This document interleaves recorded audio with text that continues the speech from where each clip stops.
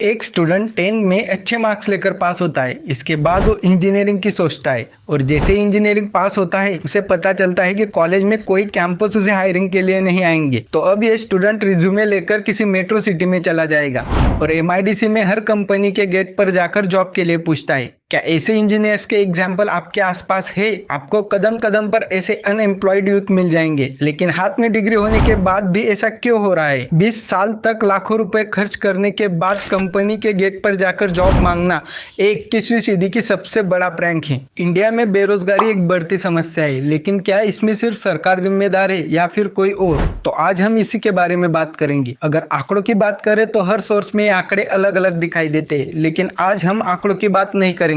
हम आज लॉजिकल बात करेंगे कि ऐसा आखिर क्यों हो रहा है। लिमिटेड जॉब्स और अपॉर्चुनिटीज के कारण इंडिया में हर एजुकेटेड यूथ घर से दूर जाकर जॉब करने के लिए मजबूर है और इसके बहुत सारे रीजन है। अक्सर यूथ 10 के बाद गलत कोर्स या एजुकेशन चुन लेते हैं। ये गली के किसी भैया या रिलेटिव्स में फेमस हुए किसी सक्सेसफुल आदमी को अपना आइडल मानकर गलत डिसीजन ले लेते हैं। इसके बाद कॉलेज सिलेक्शन का टाइम आता है और अब इस यूथ के पास दो ऑप्शंस होते हैं। पहला ऑप्शन अच्छे कॉलेज में एडमिशन लेकर एक रियल एजुकेशन सिलेक्ट करो और दूसरा ऑप्शन होता है किसी फेक कॉलेज में एडमिशन लो और सिर्फ एग्जाम के दिन कॉलेज जाओ। ऐसे कॉलेजेस स्टूडेंट की पासिंग भी मैनेज कर देते हैं। अब जो स्टूडेंट अच्छा कॉलेज सिलेक्ट करते हैं उनसे कॉलेजेस 5-6 सालों तक अच्छा पैसा निकालते हैं और लास्ट ईयर में आते ही ये कॉलेजेस इन्हें कोई भी कैंपस देने से इनकार कर देते हैं और अब ये स्टूडेंट मजबूर हो जाते हैं रिज्यूमे लेकर जॉब सर्च करने के लिए। और अब इनके साथ कंपटीशन में होते हैं वो लोग जो फेक या सिर्फ नाम की डिग्री लेकर पास होते हैं। अब ये सारे लोग जॉब सर्च करने की भीड़ में लग जाते हैं और यहाँ डिमांड और सप्लाई का रूल लग जाता है। दरअसल कंपनीज को इतने सारे इंजीनियर्स की जरूरत ही नहीं होती जितनी इनके गेट पर रोज रिज्यूमे कराते हैं।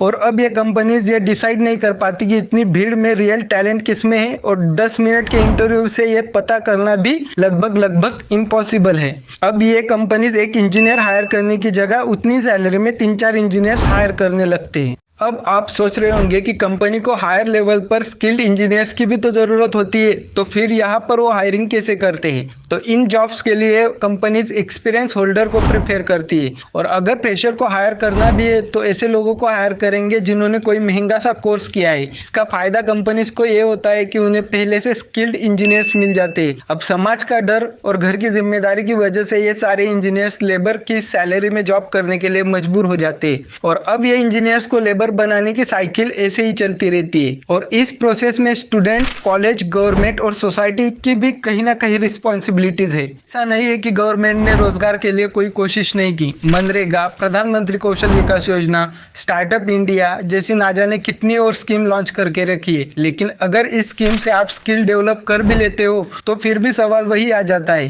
कि इतने सारे लोगों को एक साथ हायर करेगा कौन? इंडिया में बढ़ती पॉपुलेशन भी अनएम्प्लॉयमेंट का रीजन बताया जाता है, लेकिन आप भी कई बार सोचते होंगे कि चाइना की भी पॉपुलेशन इंडिया के पॉपुलेशन के बराबर है, फिर भी अनएम्प्लॉयमेंट की प्रॉब्लम सिर्फ इंडिया में क्यों होती है? तो इसके कुछ सेवरल रीजंस है। चाइना का एजुकेशन बजट ज़्यादा होता है विद कंपेयर टू इंडिया। इसकी वजह से स्टूडेंट को स्किल स्कूल और कॉलेज में ही मिल जाता है। कॉलेज से स्किल पास आउट होने के बाद जॉब ढूंढने के लिए स्टूडेंट को कोई एक्स्ट्रा कोर्स नहीं करना पड़ता।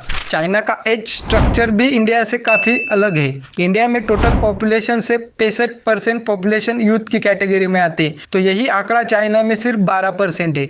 चाइना का इकोनॉमिकल स्ट्रक्चर भी इंडिया से काफ़ी बेहतर है। चाइना शुरुआत से ही मैन्युफैक्चरिंग और एक्सपोर्ट ओरिएंटेड फैक्ट्रीज पर फोकस रहा है, जिसकी वजह से वहाँ के लोगों को रोजगार मिलता है। बदले में अगर इंडिया की बात की जाए तो इंडिया एक्सपोर्ट इंडस्ट्री में अभी चाइना से काफ़ी पीछे है और जिन चीज़ों पर मेड इन इंडिया का टैग होता है वो भी इंडिया चाइना से इंपोर्ट करता है। भारत सरकार अगर इन्हीं प्रॉब्लम्स को सॉल्व करने के लिए कदम उठाती है तो इससे अनएम्प्लॉयमेंट कम होने की पॉसिबिलिटीज़ है। मिलेंगे किसी और मुद्दे के साथ अगली वीडियो में। आप अपने ओपिनियन कमेंट सेक्शन में ज़रूर बताइए और चैनल को सब्सक्राइब कीजिए।